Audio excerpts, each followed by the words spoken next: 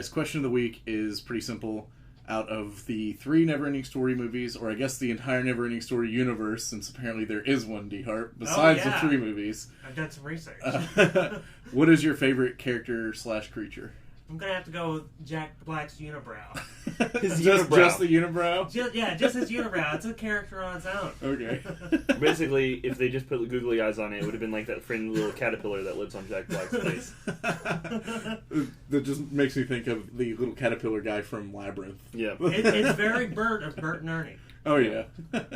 And he's a super asshole like Bert, too. And also, this was partially done by Jim Henson somehow. Yeah. Don't ask me how the fuck it turned out so bad. Well, these are the bad years. I'm pretty sure he was dead by then. 94? Yeah, he definitely was dead by then. Yeah. I guess I'll have to go with the Sphinx that have their tits out. Why? Why did they have their tits? I don't know! I mean, they not only had tits, they had very prominent ones. Straight up giant tits with huge nipples. The nipples may have well have shot the lasers. Which color SWAT are you going for? You're going for the yellow-titted one or the blue-titted one? I'm gonna go for the classic yellow tits. Yeah. All right, the ones with the freaking laser beams. They got laser beams coming out of their freaking eyes. Yeah. I'm gonna give I guess, more conventional answer. I'm going to go with Gmork because he literally fucking scared the shit out of me when I was little. I had nightmares about that fucking wolf. I did too, but if I had seen it, if I had waited until now to see it, I would have been like, God, he was the weakest, most pathetic. Oh, yeah, super pussy. He's hunting Atreyu, and then he loses in the swamp, and then just gives up and just hangs out in this ruin waiting for somebody to come and hang out with him. He knows. That's basically like... He's the worst hunter ever, and once he finally does attack, that's it. It's like the whole movie he just spends running. Yeah. Like, well, dude, I'm gonna find you, Atreyu. That part of the movie is basically, you know how in a Mel Brooks movie they'll refer to the script? Yeah. And it's like, well, where should this be going?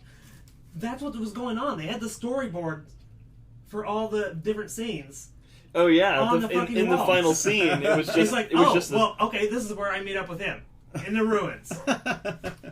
Yeah, he got there and he was like, well, shit, I'll just hang out here until he gets here. Yeah, if I were to just see Neverending Story now, I obviously would know that it just looks like a welfare Sesame Street, as Mark had said. But well, he kind of referred to the third one as welfare Sesame Street. It's not that bad. The special effects are alright. Well, he was more so talking about the third one, but I kind of just jumbled the special effects of them kind of in the same one, although the first one's way better. Did you guys realize that these are mostly German productions? Oh, I did, yeah. It's like, at the time that the first one came out, it was the most expensive movie shot in Germany. That's unbelievable. I'm going with Mork just for nostalgia. So our answers are an eyebrow, Sphinx tits, spits, and the closest things we have to a tangible enemy. I don't know why, man. Like, it's I think a symbol of Illuminati. That's why. It was the scenes where you just saw like his green eyes in the darkness, and like I don't know why it just really because bothered me. They weren't showing you how bad the puppet was. Yeah, it's like Jaws. Create terror in your mind. Yeah. If they had just shown like full on Jaws, shark the whole movie, you would have been able to instantly tell how shitty it was. Right. Hated it. And apparently he works for the Illuminati, which I'll explain later because I watched a YouTube video about it. Oh, wow. All right, well, welcome to Motion Picture Meltdown. I'm one of your hosts, Steven the Roast Rosenberg. Phil the Kill Collins. And DeHart. And we are going over the Neverending Story trilogy today. Because you assholes picked it. I picked it and then I went back on it and then it was too late.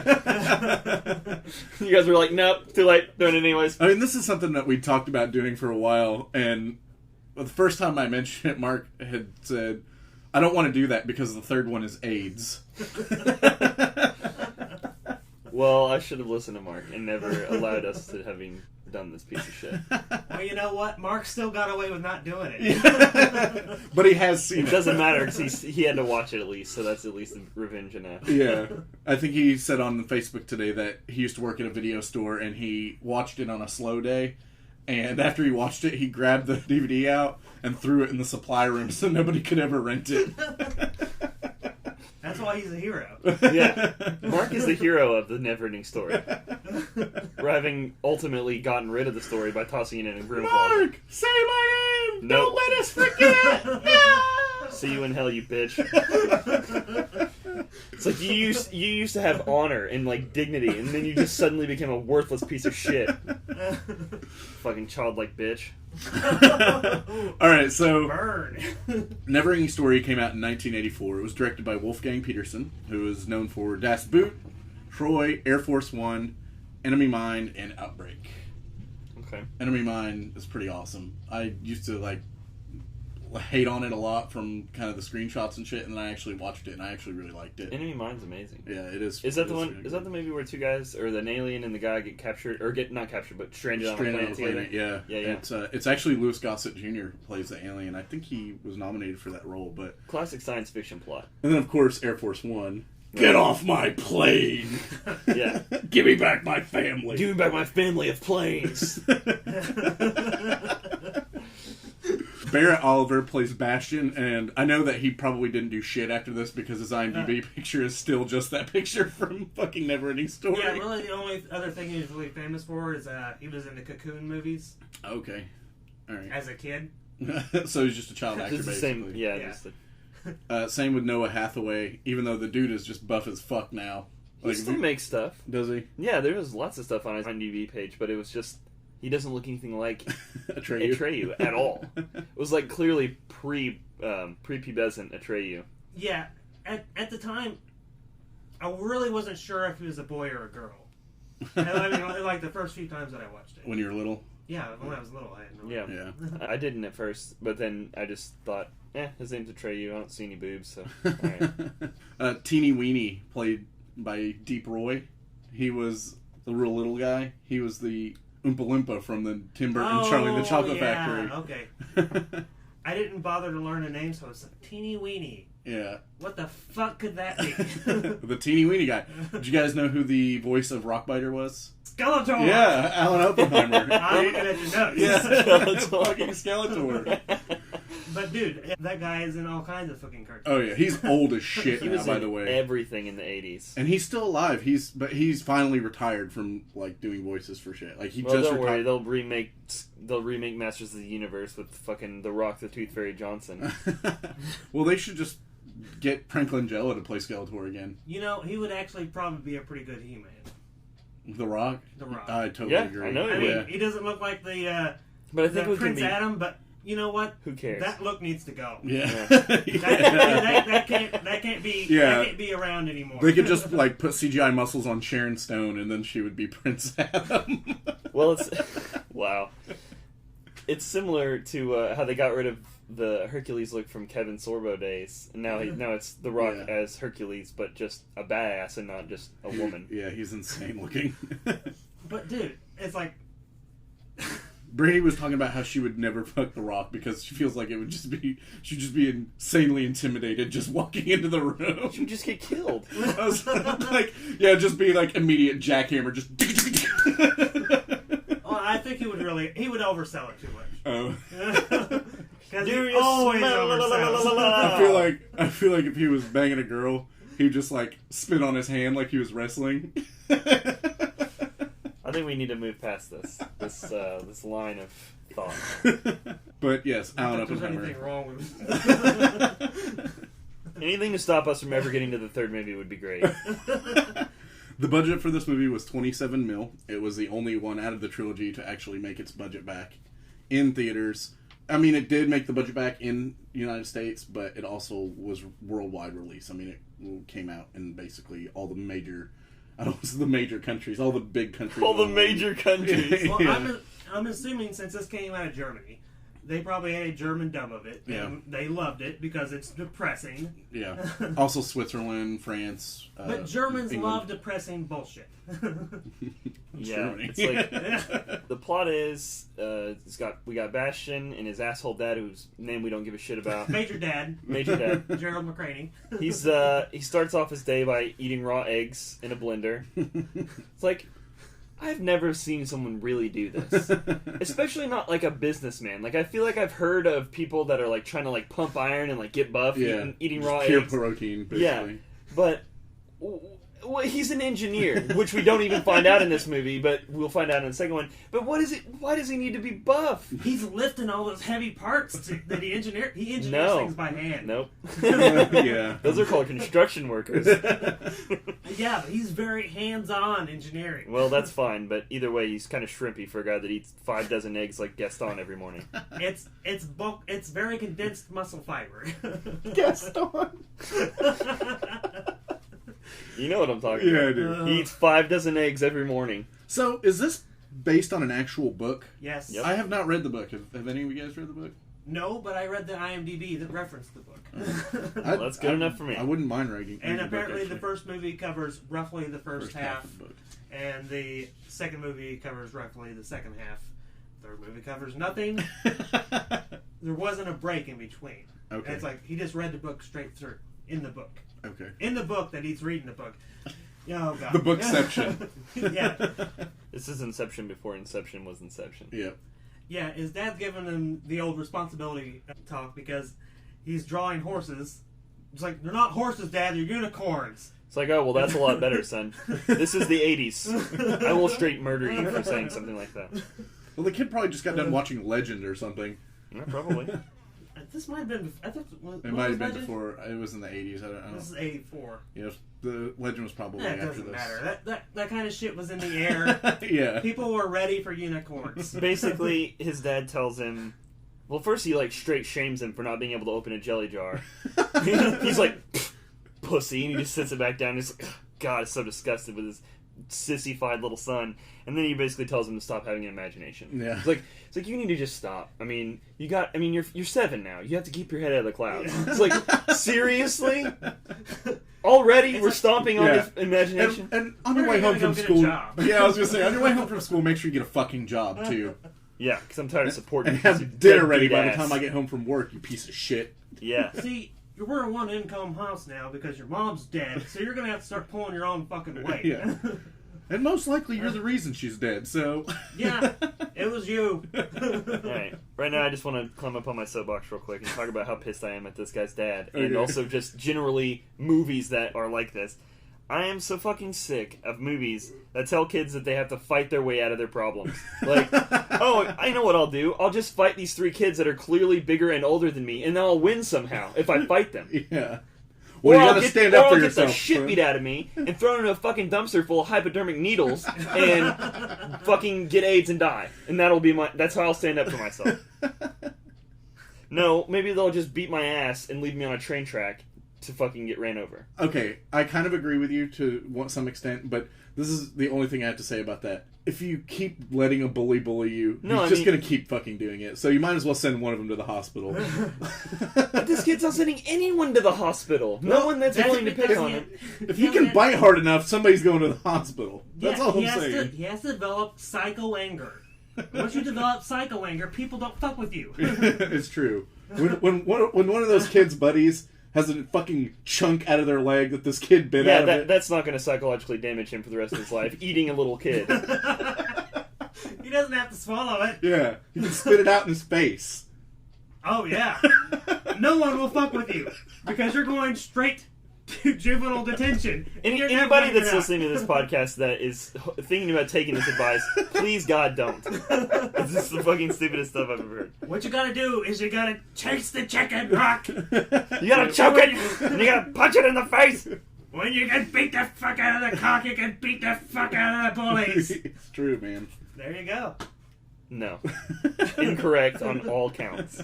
Alright, so he hides out in the bookstore because that's what a nerd would do, and runs into the biggest asshole bookstore owner. But, dude, he's such a vague guy, too. Like, I'm going to jump ahead just a minute because in the second one, when his dad's talking to him, and he's just like, do you know my son Bastion? And he's like, does one ever truly know someone else? It's like, just answer the fucking question, you prick. Well, this guy is obviously somebody's imagination. Yeah. Because there's no one even working in the store like 5 minutes later. Well, that's in the second one. We find out that he's kind of imaginary, possibly. Either that or magical. Well, either way, as DeHart said, he's a total fucking asshole. He's basically the shop owner in Gremlins. But he purposefully is an asshole to tempt him into stealing the book. Yeah, he's using reverse psychology to sell books. No money. It just seems pointless. I'm going to use reverse psychology to get this kid to steal the book rather than just hand him the book. Well, dude, he wouldn't have wanted it as much.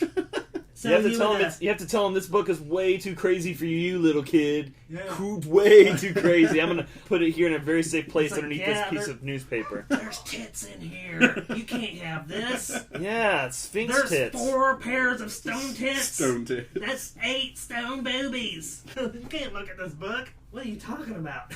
Okay, so he shows up at school. He's already late, and there's a test going on, so he's like, oh, fuck it, man, I'm gonna go read this book. Yeah.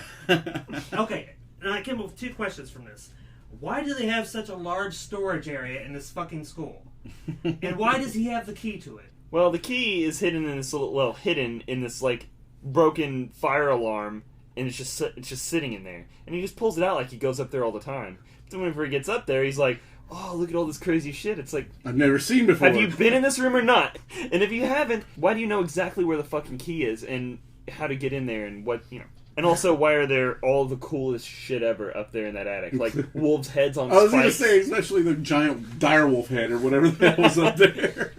Fucking skeletons. There's so many skulls up there. Yeah. Why? I mean, I guess you could say, oh, it's from an anatomy class. Why aren't those in the anatomy class? Yeah. It just looks we just had lots of extra ones. What elementary school has an anatomy? None. Yeah. But it might be a combined school where there's elementary, middle school, and high school. Either way, it still looks like a straight apothecary dungeon or whatever. Yeah, it totally does. It's like the place that we wish we could have found when we were little kids.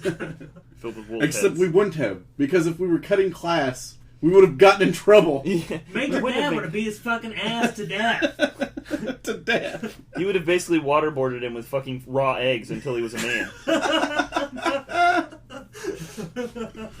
Oh shit. So he starts reading this book. Which instantly, first he pulls this little wrestling mat. Another, once again, just something you might find in a school, but why would there just be an attic full of stuff? Pulls it over and he's busts his book out and starts reading.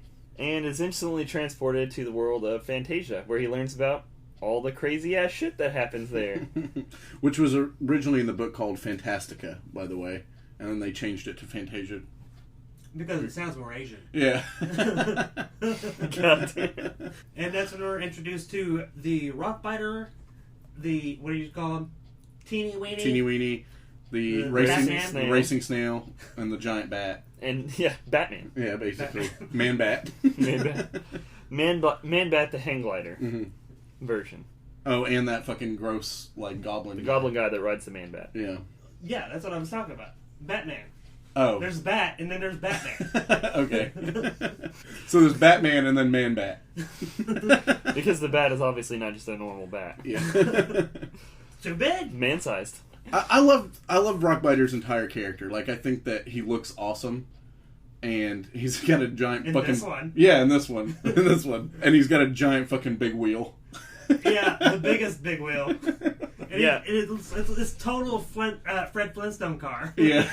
Yeah. Explain to me how the Rockbiter can just ride his 200-foot wide tricycle through the woods and just destroy everything, and that's fine. There would be no fucking woods left. Anywhere. He's just like a giant, 3-year-old kid riding his big wheel. Plowing he's over. Fucking Danny from The Shining going up the exactly. hallways and shit. Just everything is annihilated by his massive... And then he's like, oh, sorry, I dropped one little pebble onto the racing snail. It's like, they could have all died in that scene. Well, not only that, but giant boulders falling from the sky. Not only that, but he could have just easily just ran them over, but he stopped an inch from all of them. Yeah. Well, there's good brakes on that. Yeah. Stone brakes. Everything's made of stone. I always pretended to be Rockbiter when I was little, and I would eat rocks in my driveway. I wouldn't eat them, but I'd chew on them.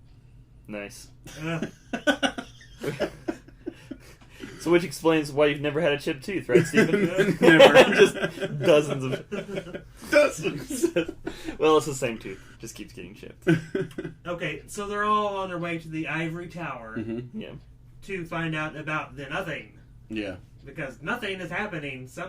All over. No, something is happening, and that something is the nothing. You Which don't put is a the in front of it, then you're just very confusing, which it's obviously confusing I anyway. feel like it's just Cannibal Corpse up in the fucking clouds, like playing a concert, and they're just like coming toward everything. Just destroying your fantasy land. Seriously, it's just like a metal show that's moving. Fucked by a wolf. Yeah, basically. With their manager, Gmork. Yeah. Nanu. Gmork's not the manager, he's the roadie. Yeah. Nanu. What the fuck? Gmork and Mindy. Yeah, Gmork and Mindy. That's why God. So fucking good.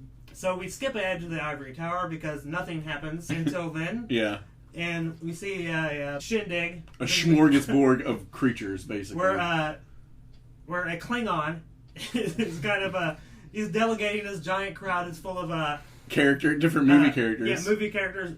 Yoda, Mickey Mouse, Chewbacca, C-3PO, Ewoks, E.T., and Gumby. Yeah. Why is Gumby in there? I don't know. I looked up that scene and I was like, holy shit. There they all are. Yeah. Yeah. And I don't know how they fucking got away with the rights to doing all that shit. It's like they're live action versions of those, so they look quite different. Well, C-3PO How looks did I not notice No, any Yoda of that? is straight a green guy in the fucking background. I mean, it's straight Yoda. I mean, Yoda is just sitting there. That is just weak. Yeah. E.T., now he looks kind of strange. But Gumby looks fucking strange as fuck. yeah. But C-3PO is just literally the robot standing there, and the Ewoks and Yoda are all just standing there, too. Well, those could be bears. Yeah, they could be, but... They could be bears, but apparently they're not. I didn't get this far into researching it. Did Spielberg have anything to do with this movie? I don't think so. Because I read that the Orin from this movie hangs in his office. I know he has it. Yeah, like the actual prop hangs in his office. So I think he just liked it. He just likes it a whole lot. Because it's He just likes the depressing. concept of snakes eating each other. Who doesn't? That's badass. Yeah. That's metal as I do fuck. like the symbol that the Orin has. I mean, it's Oh, you mean cool. the symbol that just completely goes away in the third one? Yeah. Along with everything else? Well, they still have a copy of it. It's not the same. It's not the same look. It doesn't look the same. But they still have the actual. They have one. It's just it's completely They fucking do have different. a prop. Yeah. Mm-hmm. But Steven Spielberg has a real one, so they can't have it anymore. This is when they meet the childlike princess, right? Childlike Empress. Well, And no, they we don't don't- meet her. They don't meet her here. Right. We don't even see her. I don't think until the very end. Sorry, the The movies Klingons have blended together for delegated me. everything. That's Yeah. right. Because she's sick and under the weather and knows a lot about what's about to happen to Atreyu, but won't tell him. Right. You had to find out for yourself. Why? That's just how it works. So Atreyu shows up at this meeting. He's like 10. Yeah, and they're With his like horse. laughing at him because he's He's clearly not. The He's warrior supposed to that be they like a think. great warrior from the plains people who hunt purple buffalo. Really creative, guys. Really fucking creative. and he just Hey, looks you like ever seen a purple buffalo? Yeah. dude. Somebody It's has- way different than just a regular buffalo hunted by Yeah, plains because it's Indians. purple. Atreyu's outfit is infinitely more poor in the second one, but it still looks like one of those like just straight Indian outfits you get from Big Lots for like it comes with a bow and arrow that has the suckers on the front. Dude. You know what I'm talking about? Yes. I think in the second one they put his headband on too tight because it's like his skull looks seriously fucking deformed by the goddamn headband. Yeah, it totally does. Yeah. They went too far. But anyway, back to this one. He's off on his mythic quest to where does he go first? Oh, the find- first place he goes is the Sad Swamp. Okay, Or- I thought that was. Well, I mean, he rides for like a long time, and Yeah, he's like but he doesn't like he's to- feeding sugar cubes to his horse or whatever, and then he It's- gets to the Sad Sack Swamp. There's a lot of recycled scenes in there that go into the second one, but it's basically just a montage of him riding his horse across plains. And Right. shit. Well, I mean, just various topography, just plains and mountains and through the woods and rivers and mystical looking shit, and that's all. and over the fine. hills we go. Yeah, exactly. Yeah, exactly. So he gets to the Swamp of Sadness, and his fucking horse dies of depression. This may be one of the most just child-altering scenes in the 80s ever. Oh, it is 100%. This scene bothered the fuck out of me when I was younger. Well, of course it did. And if they hadn't brought back Artax at the end, it would have just been over. It's like, but the whole movie, I'm just like, but what about Artax? Okay, the way they did that is they had a giant elevator that a horse could stand on. Well, I mean, how and else they could you lowered do it? him into fucking their swamp water. Yeah. There are no actor horses. Yeah. That horse was freaking the fuck out. Yeah. Did you see its fucking face? Exactly. It was Yeah. going crazy, which was a great way to get a get a reaction out of Yeah, I know. get a horse to act, really put it in I a know. terrifying situation. And it's Yeah. like the camera is like, man, we gotta get every second of this because that is your emotional way on the fucking scene. Yeah. That fucking horse is going insane. And it it's ma- like, fuck, you killed me! You killed me, you bastard! Stop pulling on my And how do you reins! think the horse felt even more? Because the kid's going, "You stupid horse! You stupid!" Atreyu, Screaming at it. that makes it I'm sound like having a hard Atreyu enough was time. just pissed at the horse for failing at getting through the swamp. He was just like yelling at him in desperation Right. because he was like, crying and like trying to get him out. Like, come on, walk! Stop giving up on life. But I'm saying from the point of view from the horse, it's just this person screaming. I mean, obviously doesn't understand what he's Right, saying, obviously. but it's just screaming at Yeah. him. And he's No, I mean freaking it was clearly very traumatic for this horse, who is most certainly glue now. By the way, Yeah. Well, dude, the guy who plays Atreyu, he got a leg injury on that same damn elevator. Atreyu got fucked up through this entire movie. Yeah. Like, first of all, he almost drowned because the elevator pulled him under Yeah. the water, and he was unconscious whenever they brought him up. Second, Artax fucking stepped on him and, like, hurt his leg or something like that. I'm sure that was all at the same time because Yeah. And then third, later on, whenever Atreyu meets Gmork, the fucking robot, the Gmork robot, falls on him and pokes him in the eye, and he almost loses his eye. Jesus Christ! And forgetting about the fact that they like knock him out of a tree 50 times for this turtle scene that's coming up. Yeah, but it's squishy ground. Anybody could do that. Yeah. So, like Still you looks said, pretty hardcore, like you said, Artax dies in the most and just ruins all of our childhoods. yeah, and the most traumatic scene ever for a child. This movie is childhood depression on film. It really is. It really is. Yeah. It's like, hey, German as fuck. It's like remember all those people that pick on you when you're a kid? There's nothing you can do about it. They're gonna And keep your horse is gonna die. And Yeah. so not of anything normal. It's not just gonna die of like a worm in its heart or something. It's just gonna fucking drown because it's too sad Yeah. to keep walking. gets sucked down in depression swamp. Because life is so depressing that it can even kill horses from depression. Yep. Yeah. Is this where he now goes to see the world turtle, basically? Yeah. Yeah, I mean, it goes straight after that, and then, Or does Falcor save him from the swamp?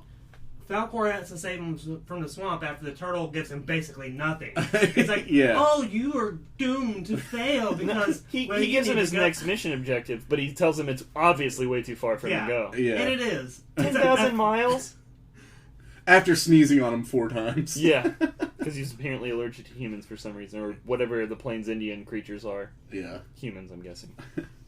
Probably got the turtle flu. Well, I don't think they are humans. I don't think He just turns into a turtle at the end of the movie, and that's the end. I don't think Atreyu is human because he calls. He's humanoid. Yeah, he's definitely humanoid, but he calls Bastion Earthling and. Right, Yeah, I mean, he's turns not from human Earth. in the sense of the movie, but he has no qualities that makes him not a human Right, being. yeah, He just you're right. isn't from Earth. He just hunts purple buffalo instead of regular buffalo. Which I still feel is maybe the most Well- silliest cop-out. Just have him hunt any other mythical creature. In the book, Anything else. In the book, he's not like he is like him and Artax are like lime green. They're alien looking. They're way more alien. Well, I'm looking. glad they Oh, didn't do man, that, though. Yeah, no, they tried to do it, and he was like, "This looks stupid," and then they stopped. Yeah, good. Yeah. It would have looked very stupid. In 1,000 years, when everyone is green, they're going to look back at it and be very embarrassed by his green face. Right. Yeah. So now Wow. like 4 days have gone by, and fucking Gmork finally catches up with Atreyu.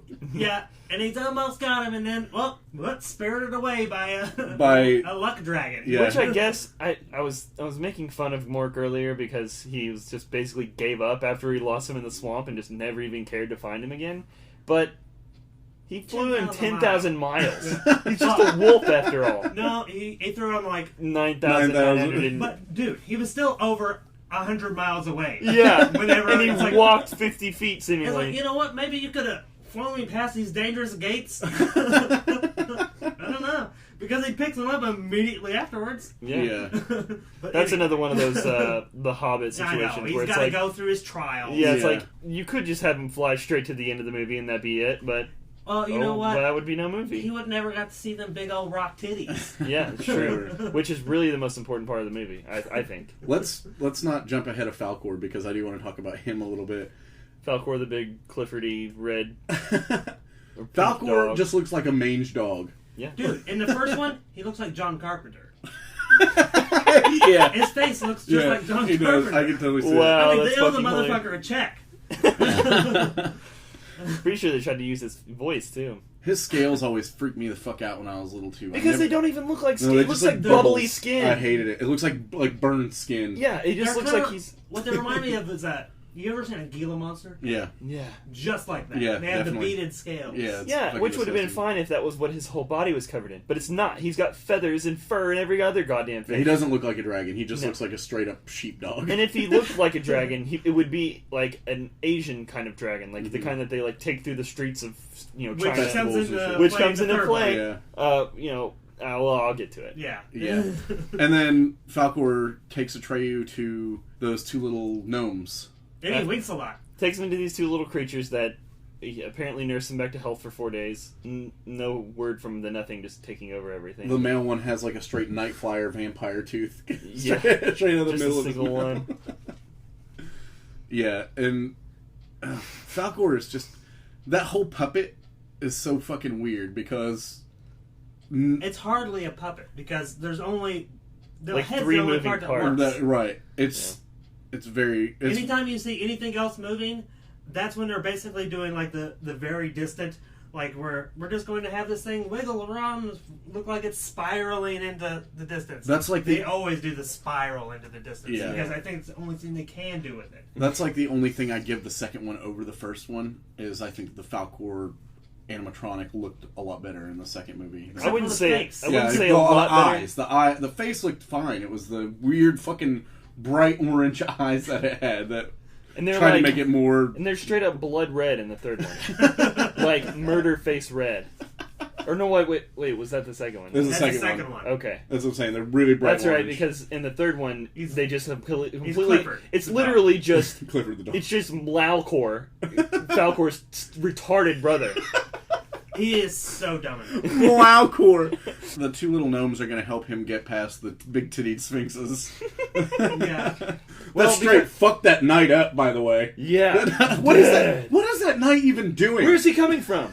Who He knows? just walked out of another Fantasia part because apparently Fantasia is just all of fantasy world. But what? Like, is he on a quest too? Of course he is. Every night's on a quest. Everybody wants to see those big old stone titties. He's just like. Steven, if I'm you sent lived in a here world to where there help were you. giant tittied sphinxes you could go see, you would go see them too, and you'd probably get killed by them with their crazy laser eyes. Yeah, especially if you have to get past the first two to go look at the other two. But Yeah, it's like exactly. all he had to do was just ride his horse really fast through that part. No, because he would have lost What? courage or He's faith not- in himself or whatever. Yeah, he still had to have high self-esteem at least halfway through, because that's what the sphinxes are judging you on. Until you walk too slow, and then they'll just straight kill you either way. It's like, Yeah. oh, he's losing it. He's losing it. See, of course he's gonna lose it whenever you start opening up your fucking laser eyes.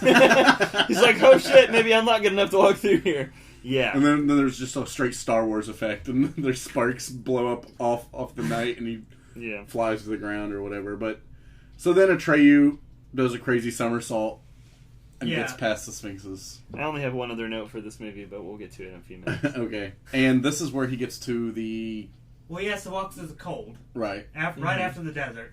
So he's walking through the tundra, and then he runs into the mirror match, where he has to face his true self. But his true self turns out to just be Bastion reading the book. Oh, surprise!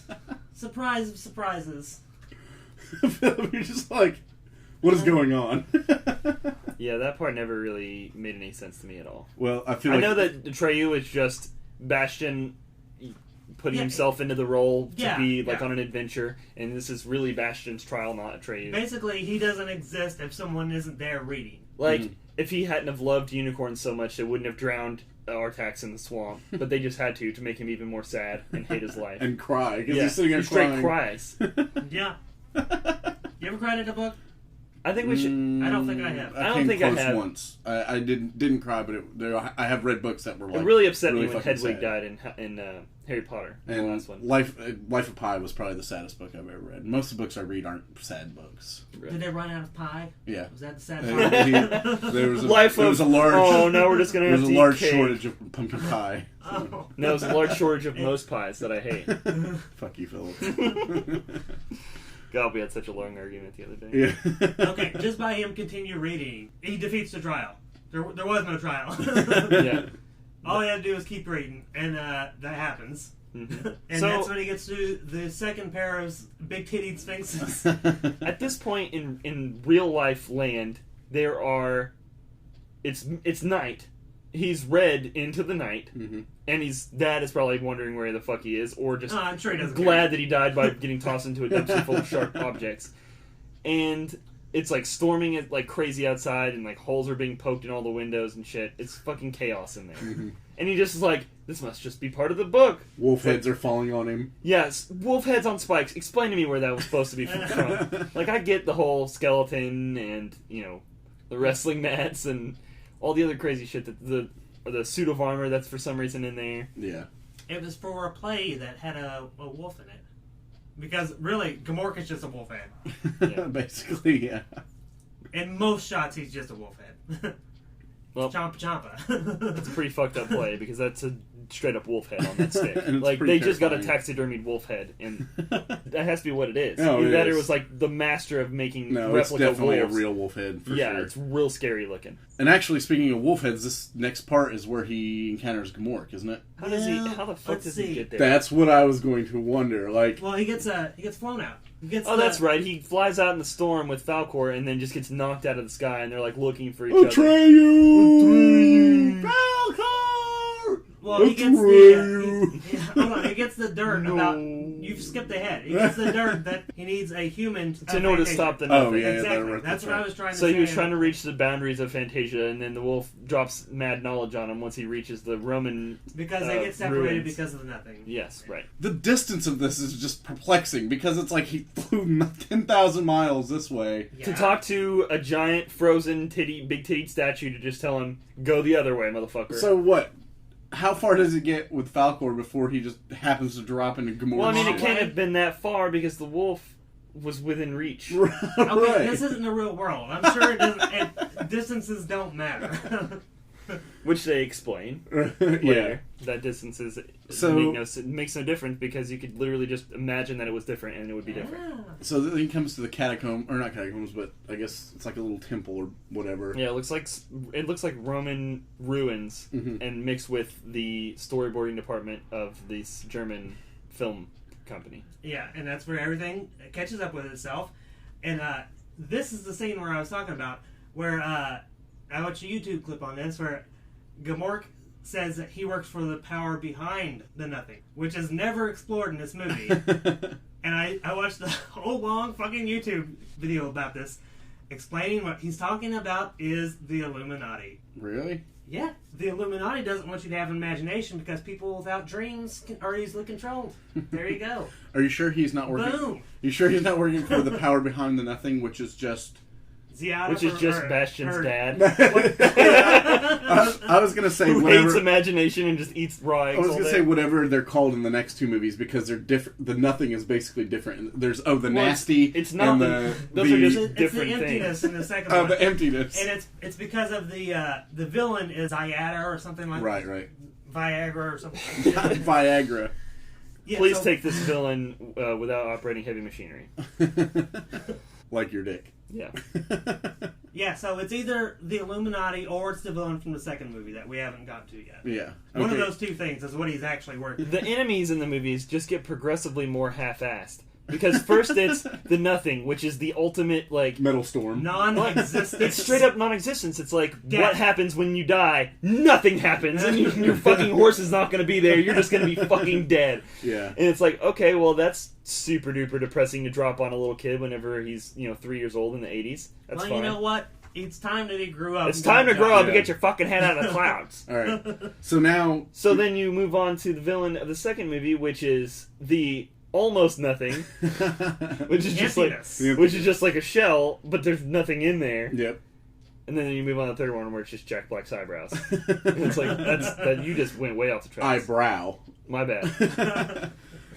So now in the first one, we're at the showdown between Gmork and Atreyu, which is going to be badass, and they're going to have a badass fight. You would think that, wouldn't you? Yeah, you would think that. Well, no, you wouldn't think that, because Klingon guy from the beginning said, just leave your weapons here, even though that's the kind of thing that you're used to using against enemies that you will face in this mission. Mm-hmm. It's like, okay, well, I'll leave my weapons here, because all I need is my arrowhead-shaped stone that I'll find conveniently right before I get attacked by a wolf. Right. Well, What the fuck is that? Like, wolf goes on leave the your beach weapons anyway. here. Don't worry, there'll be more later. It's like, The wolf gets one jump. It's one fucking jump after scaring the shit out of Atreyu, by the way. yeah, scares him fucking out of his shit.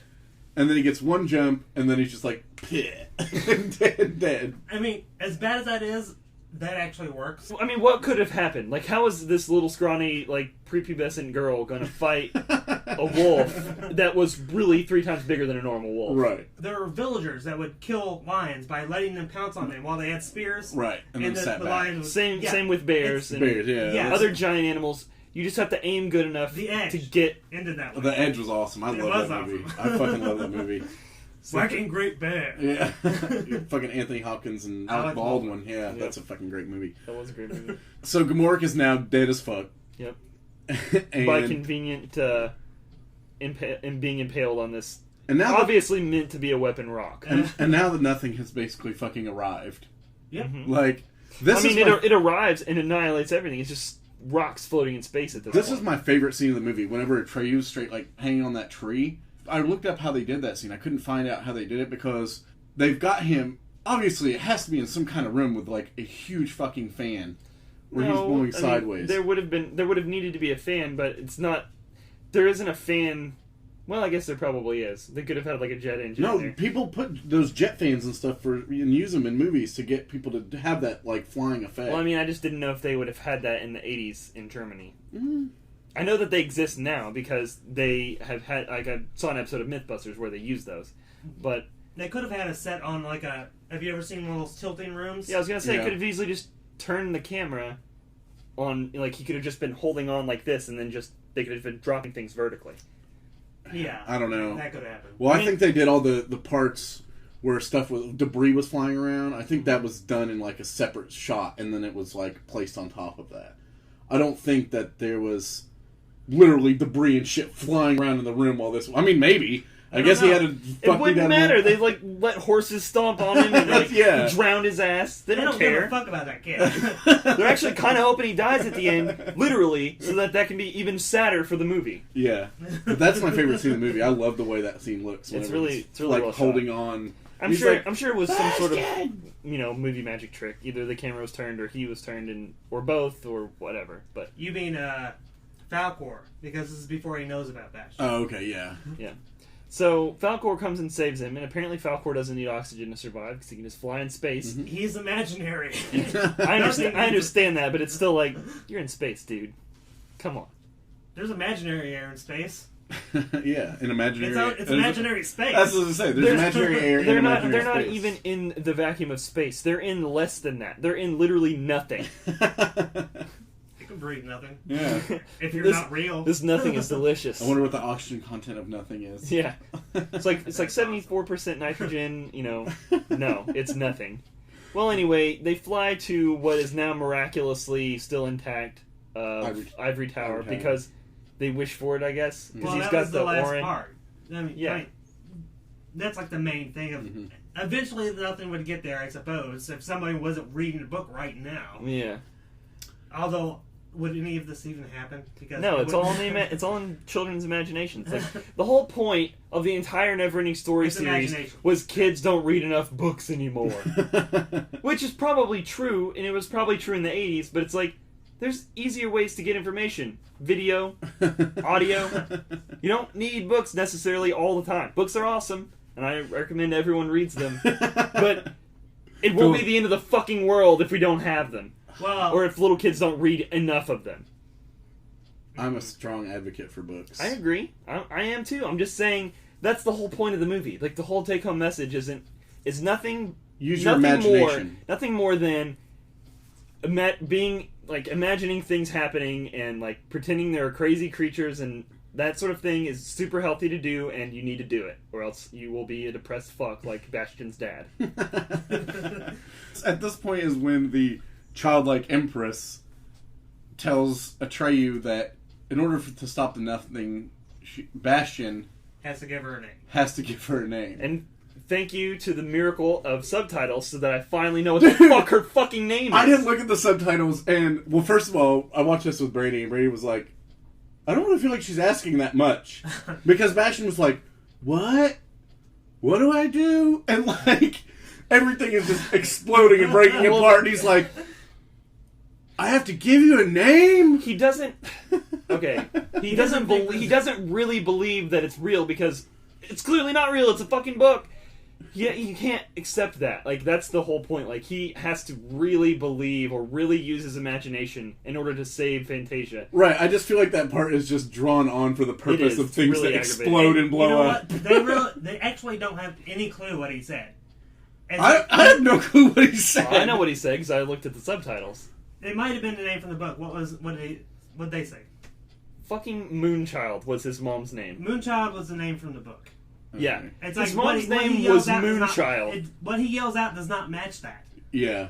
Well, I mean... It's just garbled noise. Yeah, I mean, you literally can't hear it. You can't hear it because there's a crazy storm going on. And I know everything's exactly blowing what up. they did, too, because what they did, they test, whatever they do with movies, they showed it to test audiences, and they were all like, Moonchild? What the fuck is that? Like, you couldn't have anything better than that? What the hell? And then they were like, okay, well, we'll just put a storm over top of that scene, and then you will never know what the name was. Well, I think Her name is... I really think they had a loftier goal of it's whatever your imagination makes it. Well, my imagination made it, what the fuck was that name? Yeah. Because I had no fucking clue for Garbled, many years. garbled mess. I have Steven's copy of this on Blu-ray, and right as soon as that was about to happen, I was like, fuck yeah, I'm gonna figure out what this person's name is. I bust out the remote, put on the subtitles, and I'm like, yes, it's gonna happen. And then it's Moonchild. And you're I'm pissed. like, what the fuck? Whoever wrote the subtitles for the Blu-ray had no idea and had to just look it up in the fucking book. Obviously, this saves Fantasia. Right. And... Well, it doesn't save Fantasia initially. Initially, it just means a face-to-face conversation with the childlike empress between her and Bastion, where there's literally nothing now. And one speck of Fantasia. That was all that was left. That's all that's left. So he has to reinvent the entire thing, which brings on the most unbelievably stupid line ever.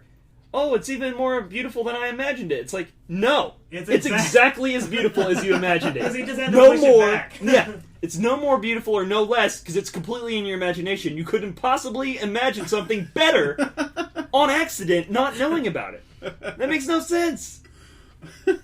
Fucking idiot. Also, the fact that she's labeled as childlike empress just annoys the shit out of me. Because she literally is a child. No, she's just childlike. She's not supposed to be a child. Well, I know, but she's wise beyond her years. years. She's 11. Like, the actress that plays her is and the fucking reason 11. that she's childlike is because she has a childlike imagination, or embodies a childlike imagination, so she's forever Peter Pan, super young. You know why she sounded weird?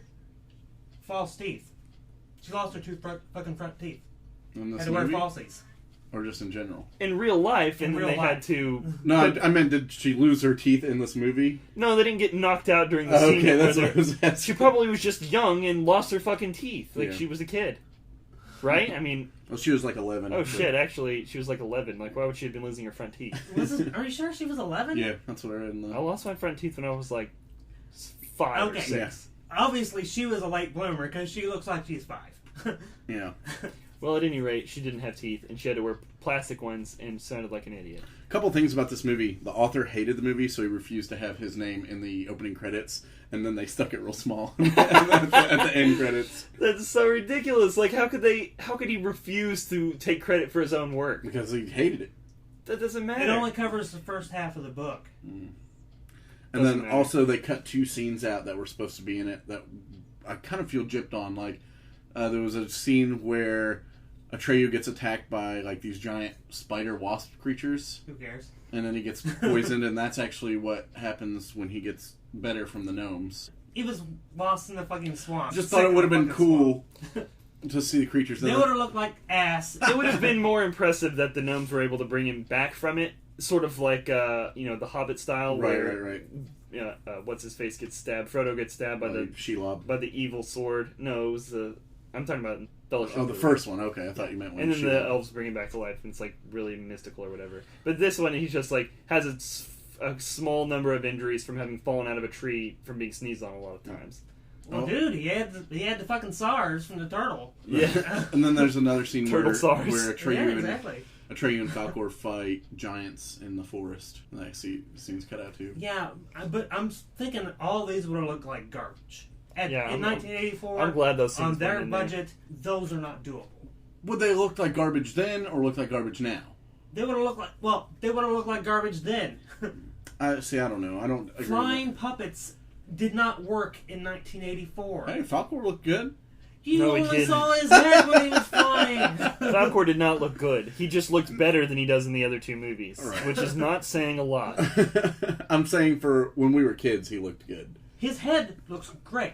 The rest of his body doesn't work. Oh, dude, his feet look so bad. Like they're like kind of off the ground a little bit, and they like. It's just like this all the time. It's puppy dogging around. So, I wonder if some of the dialogue was shot in a different language, because I feel like well, maybe not. Well, But some of it was like the some little of it Oompa Loompa was looked dubbed. dubbed over. Yeah. Why? The Oompa Loompa guy was dubbed. Well, they might have... It's like... I don't know if they did this in Just Germany. didn't have audio equipment decent Well, enough to do that? A lot of times, what they would do in Italy is like everybody would do the script in their own national language. And then later they would go in and dub it all because the audio was garbage anyway. Mm-hmm. Because the cameras are too fucking loud. That's what I was getting at, sort of. But I didn't realize about the whole everyone doing the Yeah, a lot dialogue of- in their own native language. Like, that's weird. Yeah, like a lot Well, of it didn't movies- look like he was delivering his lines, and also Falcor, whatever his native language is, clearly does not match up with English, because it's just like No, yeah. a whole that's sentence. why I He was saying opens it his was the mouth and then puppet. like a huge sentence comes out and he just closes it. It's like, Yeah. okay, Can we move on to the second one? oh yeah, Neverending Story 2 from 1990, directed by George Miller, who is most notable for Andre, Robinson Crusoe. No. No? I've watched Robinson Crusoe. Zeus and Roxanne, Steve Gutenberg, The Dolphin and the Dog. You ever heard of it? So he directed all the worst movies. Yeah.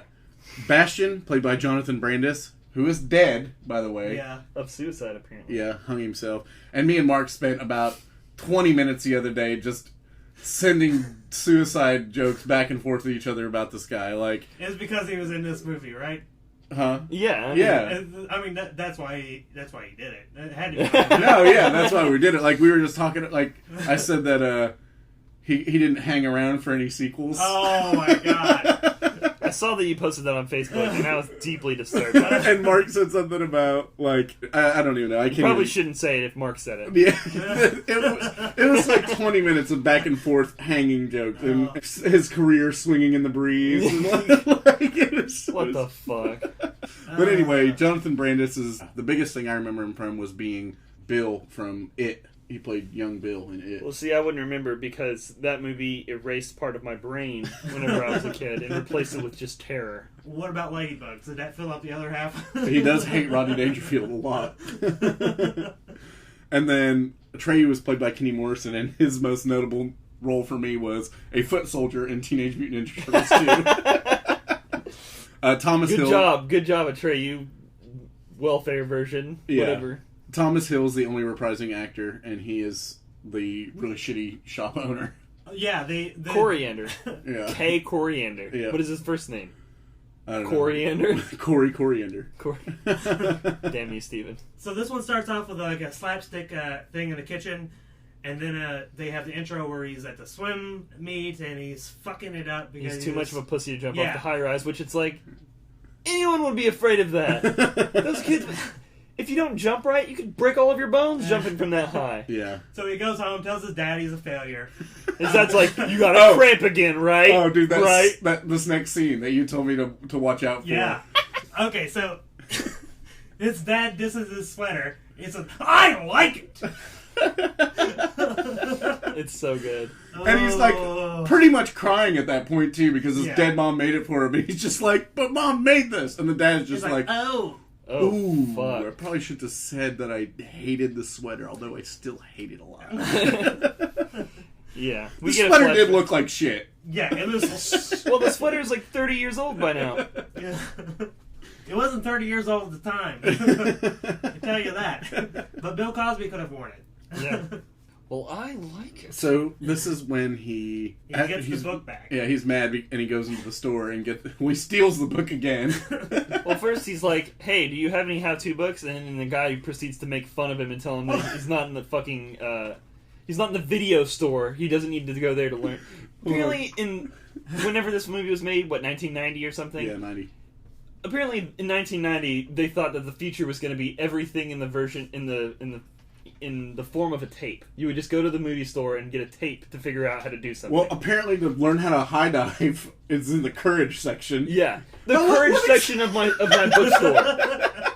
Let me check in the courage section. Yeah, I wonder where.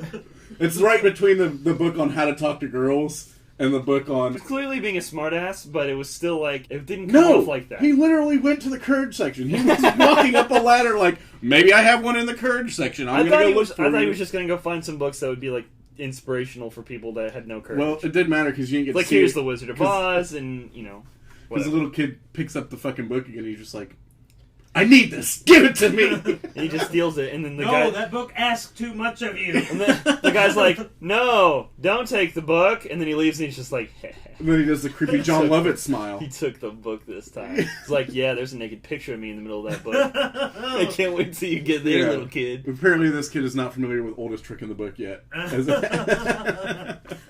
Nope. He goes to Fantasia, which looks completely different. Yeah. Yep. And it's...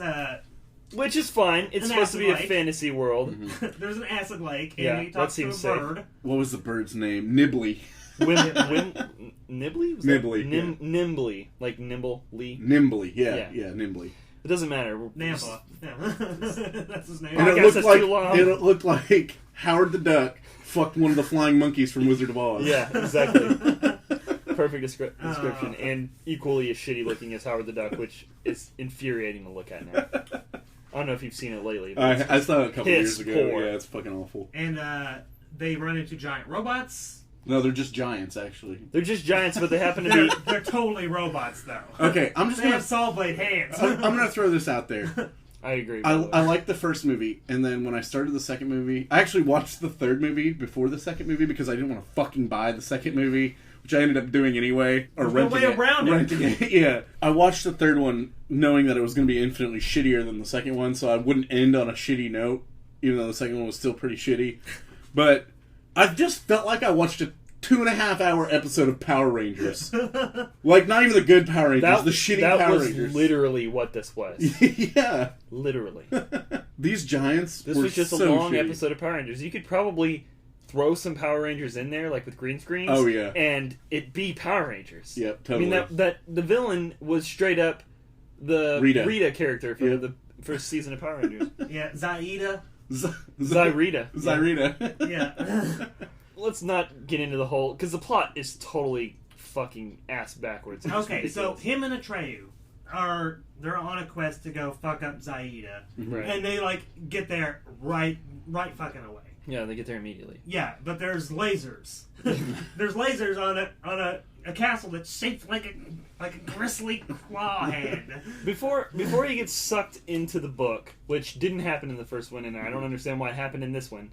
Before he gets just literally sucked into the story, he is given the Orin, like, it just pops off the book, and first one of the snakes just kind of hisses at him, and it's like, I would just throw that book in an incinerator. And then after that, of course, he just pulls it off there and sticks it in his pocket, and so now he's got it. So he can make wishes once he gets to Fantasia. A shitload of wishes. But every time he makes a wish, the villain's many faces Hitman, which doesn't make any sense because it's like, that's a straight up stolen character. Yeah. That's straight out of... Oh, they would never do that, would they? No, they would never steal C-3PO or Yoda. So Many Faces invents a machine that will make him lose a memory every time he makes a wish.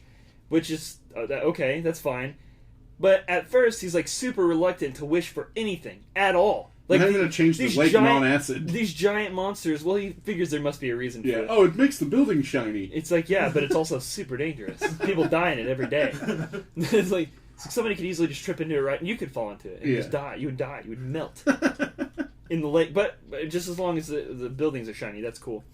So he won't even, to save his life from Saw Blade Hands robot, won't even make a wish to like make that guy go away or anything. He just finds a way out of the situation anyhow.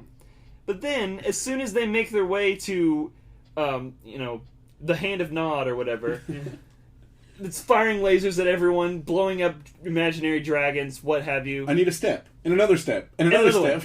He becomes the worst at wishing of anyone that has ever wished for anything. Like, why doesn't he just wish for a staircase? Yeah! Or just say, I wish I was to the top! Or just say, I wish that whatever was fucking with the childlike empress would just cease to exist, and then we would be done with the story. And I wish this hand was on a different planet. yeah, we talked about in the Wishmaster episode. It's like you can wish for literally anything. And you just come up with the dumbest ass shit. Like, oh, I wish I was in your fucking cave of your crystal of horrors being chased by all the people's souls. I wish that you this own. guy would go fuck himself. Yeah. But, yeah, and... It's like Pringles. Once you pop, you can't stop. Yep. That's Yeah. how wishes are. And he's getting high off What's of the losing funny all of his thing? memories. He's obviously extremely peer pressured by this bird thing. Who's just like, hey, you want to make a wish? You want to make a wish? Hey, wish. You want to make a wish? make some You wanna make some wish? At that point, I would have just been like, dude, you obviously want me to make wishes for some kind of maniacal plan. I'm not going to do it. I literally just met you and you seem very terrifying.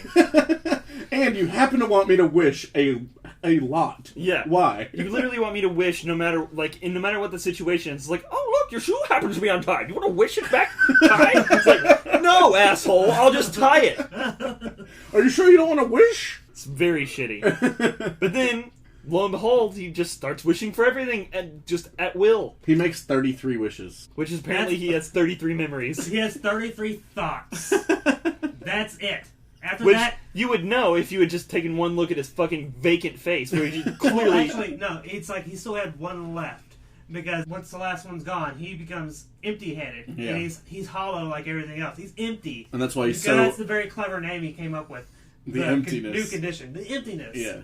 And that's why he's so easily influenced by Viagra, or whatever her name is. Because he has no thoughts. Yeah. He's stupid. And so she puts it into his mind, because they go and see her. Finally, they get into this claw tower, and they're like, oh, well, we need to go see the princess, and you're going to do it. It's like, Speaking- okay, Empress, I'll go with sorry. you. Speaking of the Empress, the whole reason he knows that anything is wrong is because she contacts him through telepathy or whatever, or like a TV or whatever it is. It's basically like a holographic projection. And then she basically says a straight rip-off line from Star Wars, "You're my only hope." Yeah. Exactly. Oh, I was thinking about that, too. That's I how was he like, gets his met as a... just Princess Leia.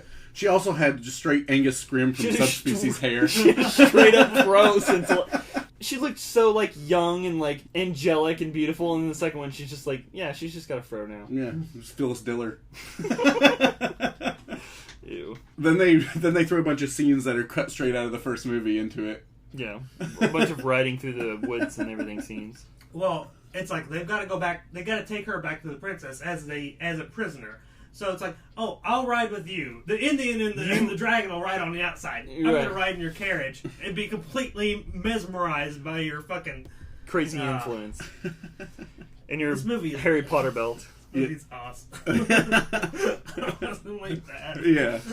That The budget belt. for this movie was $36 million. It made a little bit more than half back. In theaters or just... Just gross worldwide. Wow. Good. And yeah, they still made more shit. Why? Okay. Hold on. So he gets an invisibility belt as a gift from this woman that he knows is completely evil. So he has to wish to take it off when he decides he wants to, and he overhears a conversation that's out of context and thinks that everyone's out to get him. Yeah. becomes super and he paranoid. murders Atreyu. He fucking throws his ass off this cliff. He throws him off a cliff. Yeah. He's an asshole. Yeah, immediately, you can see immediately he regrets it, but then right after that he's like, He doesn't regret but it. I don't regret it, fuck you!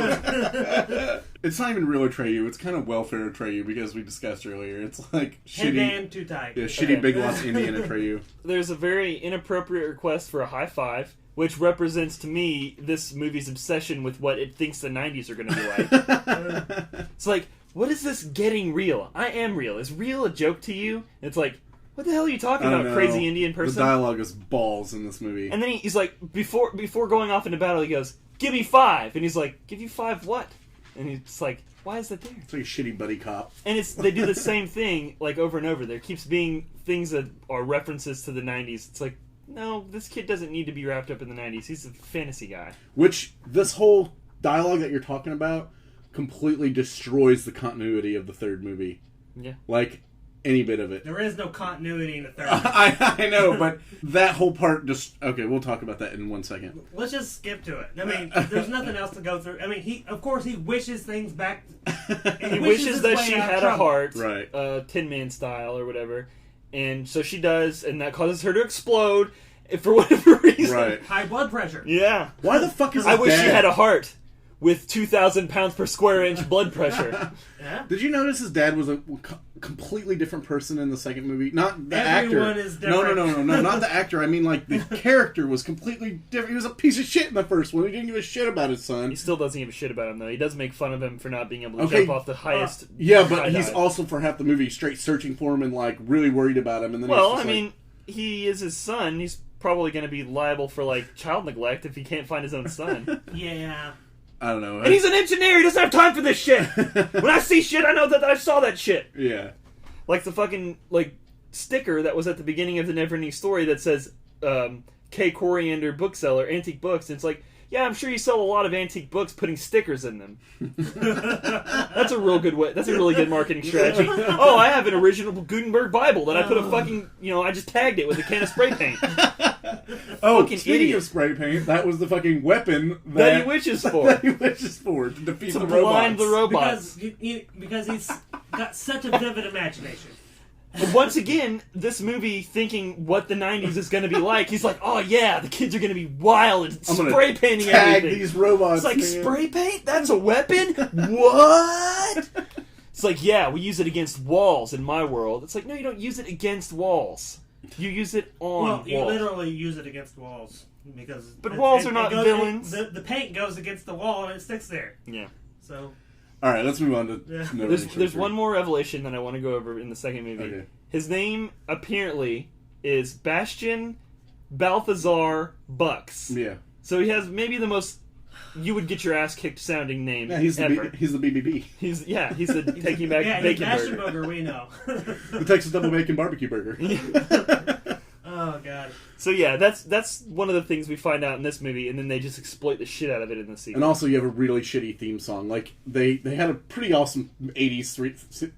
They had a pretty awesome '80s theme song in the first movie. Oh yeah, it was very awesome. And then And the score for it was pretty good. yeah, it was good. And then in the second one, it was a really shitty sequel theme song. And then at the credits at the end, they start out with the original theme song, and then 30 seconds into it, they fade out and go into the sequel pussy. Which I'm convinced they did. It's like if we can use this much of the song and it still be within fair use. Yeah. I mean, granted, I think they still had the rights to all the shit in the first one because they I don't know. recycled scenes from it. I mean, a lot of the characters were from it too. Well, and they were both done by Warner Brothers too. Yeah, but end result, buddy. I feel like they just did it to be like, oh, we're just gonna kind of like reference the first one, but it would be really artistic to go into the new song. Shout out to the fans. Yeah. All right, let's go into the piece of shit for the evening. Neverending Story Part 3 from 1994. I have the most notes on this one. Okay.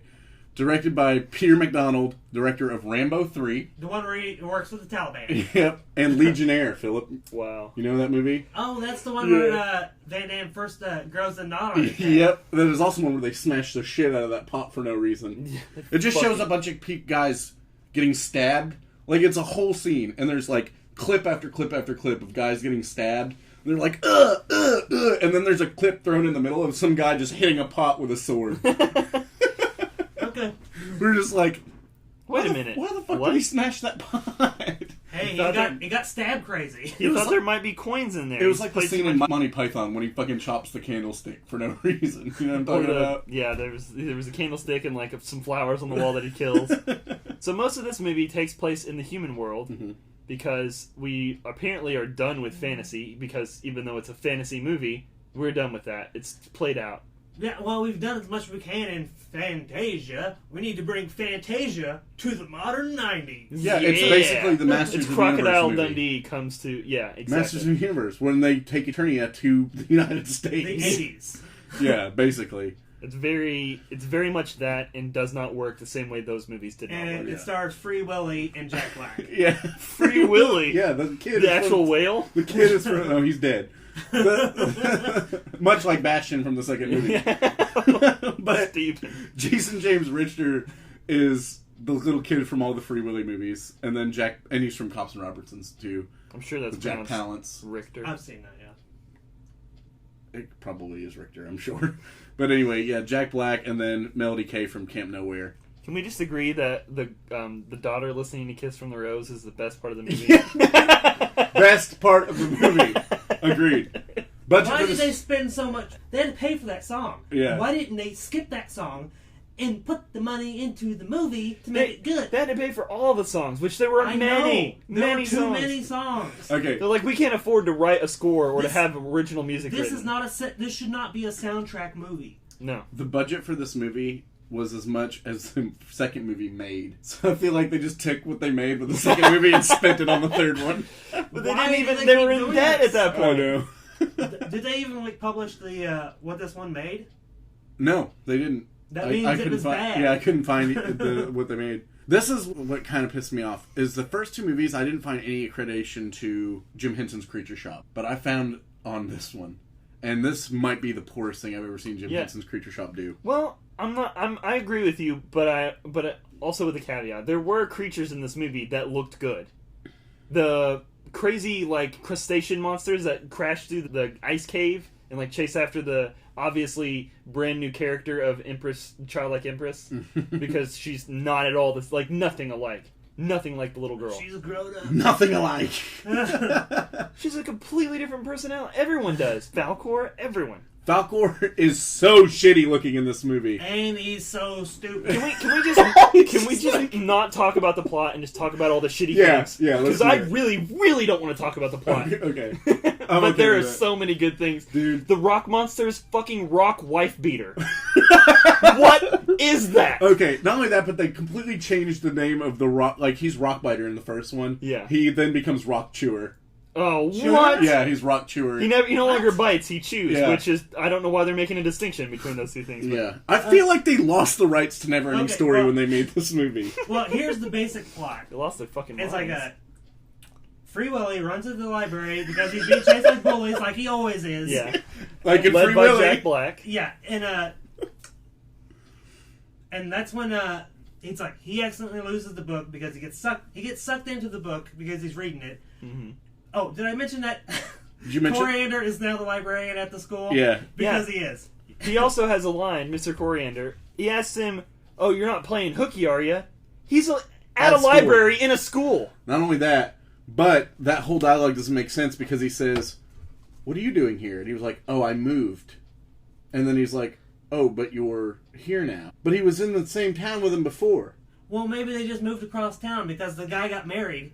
Okay. And he was like, they're doing the whole Brady Bunch The thing. way he made it sound Yeah. was that he moved several hours away from his home. He They didn't. try to make it seem like it was such a horrific thing for him to have to deal with. Well, who They cares? basically if it try to was? Yeah. address issues that are supposed to be kids that have to deal with them, like divorces and having to move when your dad gets a different job or gets a different wife. Once again, why I feel like they just lost the rights to Neverending Story when they made this movie. The book looks completely fucking different than it did in the first two movies. Yeah, everything is different. The rock chewer looks completely different. He's small. Almost all the characters are new, and then there's the There's the two gnomes. any of the There. characters that are still there are completely Completely different. different, yeah. They're completely, wholly different. I wouldn't be surprised if we looked it up and all their names were just spelled slightly different so they could try to get away with it being the a different rock, character. The Rock Chewer family might be my least favorite part of this It's movie. literally just the show Dinosaurs. It is. It's so much that. Not the mama. Straight up. I wanted to fucking blow my brains out while watching this fucking movie. Because he of the goes little into baby. Because of the little Godzilla baby. Yeah. Like, Well, what about the Born to Be Wild? They play like They so played much the that whole song. dude, I was shaking my fists at my computer. I looked at Brandy. He goes on his big wheel and he's like, "Born to Be Wild. We're gonna play it as much of it as we can." I just looked at Brandy and said, "This is one of the worst movies I've ever seen." And she goes, "The one of the worst?" And I said, "Yes, it is one of the worst movies I've ever fucking seen." Do you know what I think this movie is? And I mean that with complete honesty. I think it was a play adaptation of the movie, the original movie, like as a sequel.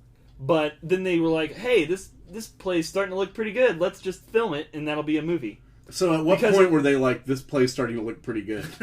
I don't know.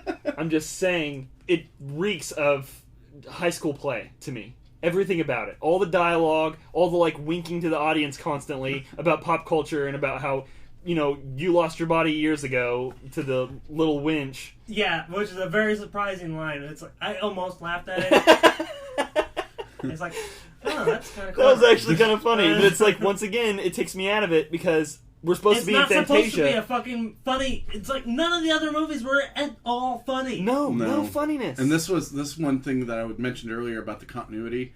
When the Fantasia creatures start talking about Vegas, yeah, like a luck dragon. If I had one of them, I'd go to Vegas. Yeah, I would have taken him to Vegas already. What? They know Vegas all about Fantasia? the real world. They know all about the real world. They do. Do they? Yeah, There's a wristwatch in the little hobble for the little tiny people to like indicate how small they are. Okay, and then the one says, "Well, he's not Arnold Schwarzenegger." Yeah. Hold on. I think I can fix the continuity for you because that's a problem for you apparently. That tree creature didn't exist until Bastion imagined him there. Okay. So it's like things that he knew about. Oh, Las How do you Vegas, know that's he a didn't? funny thing. How do you know he didn't exist? He could have been They one of didn't the. show him. It could have been one of the. There were 4 creatures. There was an entire world of fucking creatures. So they say. I didn't see them, so I don't You did believe see them. me saw towns filled with creatures and fucking assemblies that had Stolen creatures. creatures from other movies. Yeah, Well, this was basically just an Ent from Lord of the Rings, so. exactly. He's Do you think maybe they did so much creature stealing because it was supposed to be like all of fantastical lore put into one thing, like all glued together, sort of like a Wreck-It Ralph of fantasy movies? I'm pretty sure that's what they were aiming for. I wish I could say that, but I just don't feel like. Well, they didn't pull it off, obviously. I'm talking about in the first one. Oh, in the first one. Yeah, that's what I'm talking When about. they were ripping off all the characters, obviously that's what they're referring I don't to. have It's any the land of make-believe. I have no explanation on why that's there, so I gotta go with, okay, yeah, sure. That's why. There's a lot of really gross lines in this movie, and by gross, I mean oddly rapey and very inappropriate seeming. Like when Jack Black goes, "I can't wait to get a hold of that slippery weasel." When I get my hands on that slippery weasel, I'm gonna rock his world. That's exactly what he fucking... That is verbatim what he fucking says. What is that? How did he not understand that was a straight up, like, line out of a porn? Dude, you think... When I get my hands on that slippery weasel, I'm gonna rock his world. I'm gonna work the shaft and cradle the balls like in fucking Tropic Thunder. You think Jack Black gives a fuck about this movie? No, he doesn't. But Obviously, I mean, he is the one who tries the hardest. I know. I think he was trying, but, you know, it's like, he didn't give a shit. I think he probably cared then. He was probably all about this fucking movie. Oh, a sequel to Neverending Story? The slippery This weasel is my way in. Yeah. So I'm gonna slip this slippery weasel into this movie. And then he was fucking piloting the shitty plane in Waterworld after this. Yeah. Well, that was a step up. At least he wasn't having to choke the chicken of like a 12-year-old. So gross. I have written on my notes just, Jesus, what the fuck? Falcor is fucked. That is literally just what. That's like all I could say. I was just like, it's not Falcor. It's just a completely another character who's out of his fucking mind. Because he looked like a giant, big, weaselly dog. Like, he just looked like Clifford the Big Red Dog, but he was like faded from the sun. Okay, yeah. So the Nasties have the book, and they're fucking up Fantasia by being nasty. Nasty. And So that's the villain in this movie, by the way. It's the force that's attacking them. And The nasty. The nasty. It's general negative thinking. That's what Basically, it's Jack Black thinking about doing the nasty with Bastion. God damn it. But yeah. So they have to wish themselves out, but there's a wish overload, and it's like 5 characters go with Bastion back to the real world. Falcor, the baby rock monster who is the worst thing imaginable. The 2 gnomes and the fucking Tree. goddamn annoying tree. Tree. They made some kind of poll in Fantasia, and they were like, "Yeah, we need all the most annoying people in Fantasia to come and be part of this." Let's see. I'm just gonna run down a list of some of their exploits. Okay, Falcor talks to a airplane. Baby Rockbiter, I'm assuming, was going to try to eat Mount Rushmore and was rescued from it by Falcor. Okay, there's a Chinese New Year celebration in which Falcor. Luck Dragon, blah blah blah. He's there on the street. Oh, It's I like, get it. nobody knows the difference between that and the one that's obviously made out of paper. Okay, and I mean, it is a shitty animatronic. It's basically what they had already. It was basically paper. the int sees the lumberjack. He sees a company that's tearing down the rainforest or whatever, wherever he is on the planet. And he gets himself delivered to Baxton's house because he knows the address, apparently. As do the gnomes. Which They just deliver themselves in the mail because they can fit in a box. Apparently they know his fucking address. and Somehow. the whole movie for them was just I have to take a piss. Yeah, and then at the end they finally got to take their piss, or shit, or whatever it was. But it was both. Yeah, They were in the box. Piss and the whole shit. piss and shit. Well, I mean, yeah, exactly. They were in the mail for what it had to have at least been 2 days. They were being shipped Federal Express, so... Why didn't you just pee in a box? The only part that I liked in this movie, which I actually laughed at, was whenever the movers brought that fucking tree to Bastion's house, and he just straight karate chopped that fucking guy in the neck. like, He's like, "Oh, so you think I look disgusting, huh?" Hi-ya! And then the guy's just like, "What happened?" And then the tree just pretends to be normal again. Yeah, like... Nobody noticed it has a fucking face on it. and looked just like a person. Yeah. It's like, wow, this tree has hands and a face and legs. That's weird. Yeah, but he still fucking just chopped the shit out of that guy. This movie seems like a movie made by somebody making fun of Neverending Story, because everything that I would have made fun of, thinking back to the original, is literally made fun of in this movie. One of the little gnome guys calls Falcor an overgrown pink poodle. Mm-hmm. And it's like, that's literally what he is. Yeah. And everyone's thought that from the begin with. It's like, that's not a fucking dragon. Dragon, You ever no. seen a dragon? Yeah. Well, and like you said, DeHart, Falcon is just retarded in this movie. He's Yeah. like, Bastion. Well, dude, he just like... because they couldn't think of a logical way to hide him, it's like, hey, you know what, just go fly around. Yeah. Nobody will notice. Well, he was extremely shitty. I think looking, what too. would have been a better movie... Okay, Falcor gets captured, and they take him to Area 51, and they experiment on him. Basically, it's just Neverending Story meets Alf. Kind of Neverending Story meets That's good, What's definitely. Project Alf. Yeah. Flight of the Navigator. There you go. Yeah. That's a decent one. Which we should never do. But we will, with I'm I'm Mac. sure we will. I love that movie. I liked it when I was a kid. I'm sure it's fucking terrible now. Okay, and the Nasty's bad influence has turned Rock Chewer into a wife beater. Or they're just having like There's just straight up domestic violence. Yeah. It's Like hitting him violence. with a rock pot and everything. And the childlike empress is just like really. It's like she's wet for this shit. She's like, She's oh loving- yeah, everything's nasty. Which they explain it, but it's whatever. It's fucking bullshit. Well, it's their Homemade bad is bullshit. influence, is what it was. Their bad imaginations. They need to get rid of those. Okay, and let's see.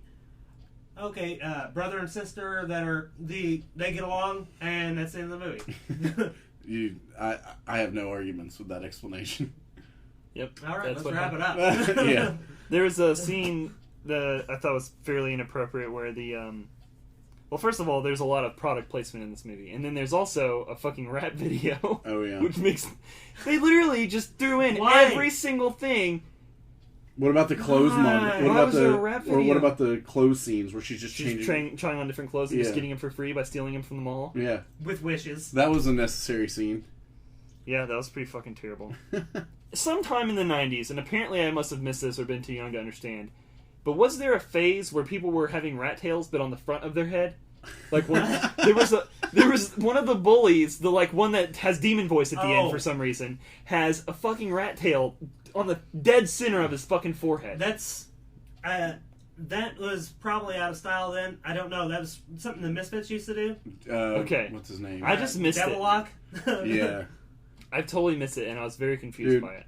And this is why these reminded me of Power Rangers. Like, Bulk and Skull would have just been part of Jack Black's gang. No, they would have been Jack Black. Yeah, they would have been him. Yeah. Because they look just like him. And they would have said shit like, I'm going to grab your slippery weasel. I'm going to jerk it, man. I'm going to rock your fucking world. In closing, before we end up with some listener feedback, I think all three of us could just say, never, ever, ever, ever, ever watch Neverending Story 3. Unless you just want to torture yourself. Yeah. Or, like we did watching the other two as children. One more thing. If you really want to torture yourself, you can watch the Neverending Story cartoon, which was in 1995 and ran 24 episodes. Which is insane. And if that's not enough for you, you can watch Tales from the Neverending Story in 2001. It's a TV reboot, 13 episodes and 4 TV movies. When you say TV movies, do you happen to know how long these TV movies, like, were they actual movies but just on TV, or were they like 45 minutes long? Well, hard telling, right? I don't really know because like thankfully you didn't watch it. No, I didn't watch it. But, I read the connections area. What the fuck? Yeah, exactly, Philip. What in the actual fuck? What in literally the fuck?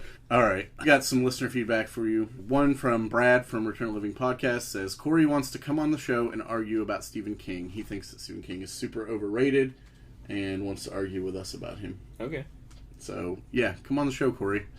Well, he had a couple movies. We'll do another Stephen King podcast, since we could literally never do enough of them and run out of movies. Right. George from Empire Comics, which, we always plug, said he listened to the Speed episode. He said, we're not Howard Stern, but we'll do. Wow. And he said that That's actually crazy high praise, because Howard Stern is like the king of radio. Yeah, there you go.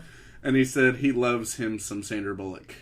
Well, I do too, but I think she should be drowned for being in this movie. But also, that is some high praise from George, because he really doesn't listen to podcast ever except for Howard Stern Radio. So, oh, awesome. Kinsey said that her brother Cameron loves the show, and she just got a new iPhone and can't wait to get caught up on the new episodes. Hell yeah. Evan from Unitedcypher with DeHart. He was questioning me about Demons and Wizards, because that's what I introed the last podcast with. Okay. And I didn't have any. Demons and Wizards is a band that is comprised of the members of Iced Earth and Blind Guardian, and they have an entire concept album about the Dark Tower series by Stephen King. Oh. So I have heard that. That's what that is. And he also said that show was great, and he laughed quite a bit. And then our last piece of feedback was from Facebook, from our friend Jacob, who was on our monster episode that we did Godzilla on. Yeah. He said that the Artax scene in Neverending Story is the saddest fucking scene in cinema history. It's childhood depression on film. It could have only come out of Germany. Yeah. It may as well have been a Nazi propaganda film. Clearly not. But. Okay, so if you want to follow us on Twitter, you can find us at MPM Podcast. You can download all of our episodes from iTunes, or you can subscribe to our podcast For free! You can get us off of Unitedcypher.com, where you can stream or download our episodes.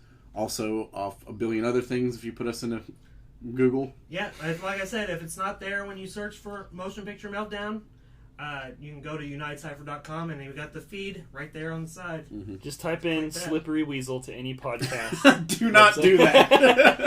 That's going to be the name of this episode. I wonder if you type that in, if you'd find something. Slippery Weasel Podcast. Oh, I'm sure you'll find sure something. it's something. I don't know if it'll be alright afterward. Or legal. Yeah. Okay, check out Empire Comics as well as FiveFingerTees.com. Check out some of the podcasts that we listen to. Return of the Living Podcast, Nerdonomy, who present Nerds on Film and Nerds on History. Check out Unitedcypher Presents. Check out Talks Over Games, The Cracked Podcast, Song Exploder, Stuff Mom Never Told You. Mm-hmm. Anything else, Philip? I haven't checked out any new podcasts this week. Okay. I do have some feedback for Nerds on Film. Okay. I was listening to the one about Spinal Tap the other day. Oh, okay. And I would recommend getting a physical copy so you can listen to it with the commentary, with them in character, perfect. There's the jokes that are in the movie, and then there's jokes layered on top of those. Nice. Yes, and they actually gave a shout out to us. I don't know if you listened to their... I listen to it if it's a topic that I'm interested in. Okay, well, they gave us a shout out because one of their hosts has wanted the Twitter handle Long Dong Silver for some time. And I told him that maybe, since he couldn't get that one, would he be okay with the Boondock Taint? And he got that Twitter handle. Wow, you really did? Yeah. Ooh. So, good Nice. job. Congratulations on the Gmork taint. Okay, so we will see you next time. I'm one of your hosts, Stephen the Roast Rosenberg. Bill the Kill Colin. And DeHart. And bye.